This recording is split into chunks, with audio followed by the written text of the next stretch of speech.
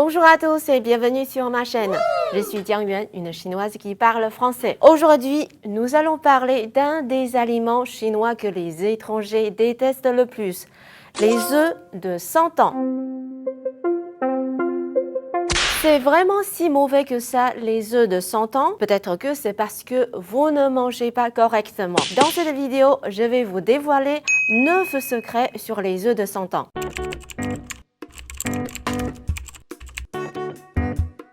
Regardez, c'est une boîte d'œufs de 100 ans que j'ai achetée au supermarché. Ce sont des œufs de 100 ans verts, les plus répandus ici. Bon, mais d'abord, pourquoi ça s'appelle des œufs de 100 ans? Est-ce qu'ils ont vraiment 100 ans? Bien sûr que non. Alors oui, ils sont obtenus par macération, mais cela dure environ 15 et 30 jours.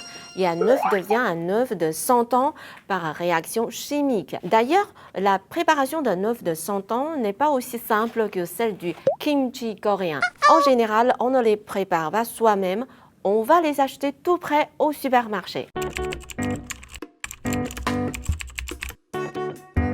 Quels œufs on utilise pour faire des œufs de 100 ans? Des œufs de poule ou de canne? La réponse est les deux sont possibles. Mais alors, comment on les différencie? C'est très simple. Après avoir écalé votre œuf de 100 ans, regardez la couleur. S'il est vert foncé, c'est un œuf de canne. S'il est jaune, c'est un œuf de poule. Quoi? Vous n'avez jamais vu d'œuf de 100 ans jaune? C'est normal. C'est parce que les œufs de canne conviennent mieux à la production d'œufs de 100 ans. Le goût est meilleur. Donc, c'est ceux que les gens apprécient le plus.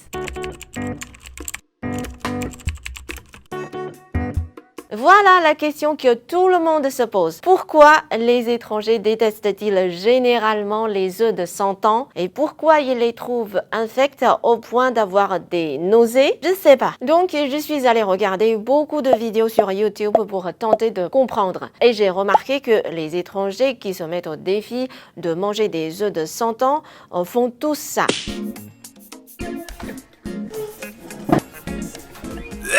Encore une petite bouchée! Go! En 5 secondes! Même si on adore les œufs de 100 ans, on ne les mange pas directement comme ça. Quasiment tous les Chinois mangent les œufs de 100 ans avec une sauce.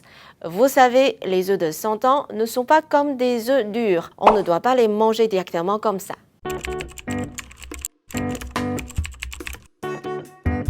Mais alors, comment on les mange? C'est le moment de vérité. Attrapez un papier, un stylo et prenez des notes. Si vous mangez les œufs de 100 ans en suivant mes conseils, je vous assure que ça n'aura pas du tout le même goût. Et vous saurez enfin pourquoi les œufs de 100 ans sont si appréciés en Chine. Les recettes que je vais vous présenter sont classiques et c'est aussi celles que je préfère. Première recette, coupez les œufs de 100 ans en dés. Coupez des lamelles de porc et faites-les mijoter dans du riz pour en faire une bouillie de riz à la viande et aux œufs de 100 ans. C'est une bouillie délicieuse que toutes les mères chinoises savent faire. Deuxième recette, la salade d'œufs de 100 ans au tofu. C'est encore plus facile. Coupez les œufs de 100 ans et le tofu en morceaux et ajoutez du sel, de l'ail, du gingembre, du vinaigre et de l'huile de sésame selon vos préférences.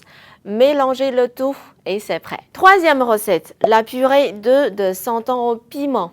Ça, c'est une recette pour ceux qui aiment manger pimenté. Mettez dans un mortier les œufs de 100 ans, le piment, l'ail, la ciboulette, le sel et la sauce soja et écrasez le tout. C'est un plat qui stimule les papilles. Vous pouvez retrouver ces 3 recettes en description. Essayez-les et dites-moi ce que vous en avez pensé dans les commentaires. Surtout, ne partez pas. Je vais vous dévoiler d'où viennent les flocons sur les œufs de 100 ans, la meilleure façon de les couper, avec quels aliments ne surtout pas les manger et comment les conserver.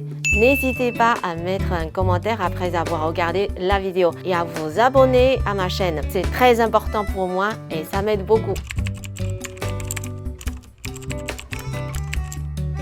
Après avoir écalé un œuf de 100 ans, si on regarde bien, on peut voir qu'il y a des espèces de flocons sur la surface de l'œuf. Pourquoi? C'est lié à leur préparation. En général, quand on fait mariner des œufs de 100 ans, on recouvre la coquille des œufs d'une matière alcaline. Celle-ci traverse la coquille et provoque la salification des acides aminés de l'intérieur de l'œuf. Mais ces sels produits ne sont pas solubles dans le blanc d'œuf et ce sont eux qui forment ces jolis flocons à la surface. Savoir comment manger les œufs de 100 ans, c'est bien. Mais savez-vous comment les couper? C'est quelque chose que même beaucoup de Chinois ignorent. Si vous voulez couper joliment vos œufs de 100 ans, n'utilisez pas de couteau. Utilisez du fil. Le jaune des œufs de 100 ans a une texture un peu mousseuse. Si l'on utilise un couteau, il risque de coller à la lame. C'est du gâchis et le résultat n'est pas très beau. Couper l'œuf avec du fil permet d'éviter tout ça. Alors, c'est pas la classe.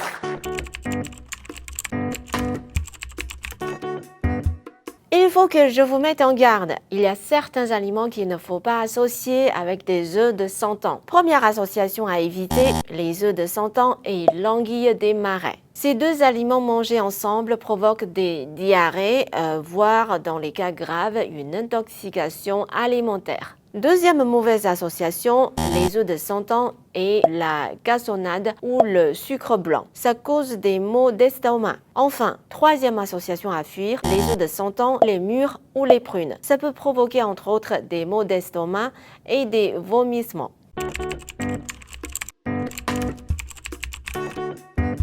Même si vous évitez les associations d'aliments dont je viens de vous parler, faites attention. Les personnes souffrant d'hypertension artérielle, de maladies gastro-intestinales ou d'une altération de la fonction hépatique devraient consommer les œufs de 100 ans avec précaution. En plus, la méthode de préparation a ses limites et les œufs contiennent généralement des conservateurs et une petite quantité de plomb. Donc en fait, peu importe notre état de santé, les œufs de 100 ans doivent être consommés avec modération. C'est encore plus vrai pour les enfants qui sont plus sensibles au plomb. Si les en mangent trop, cela peut affecter leur développement et provoquer une baisse de l'intelligence, des problèmes comportementaux, des troubles de l'attention.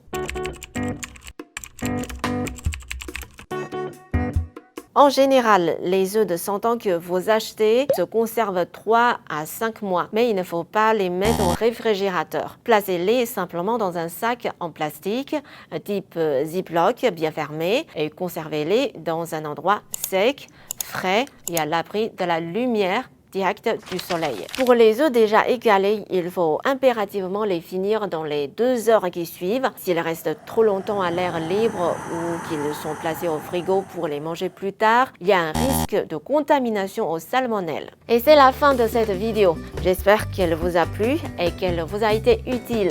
Si c'est le cas, likez, commentez et partagez. Ça m'aide beaucoup. Et si vous aimez ce type de vidéo, abonnez-vous à ma chaîne pour ne rien rater des futures sorties.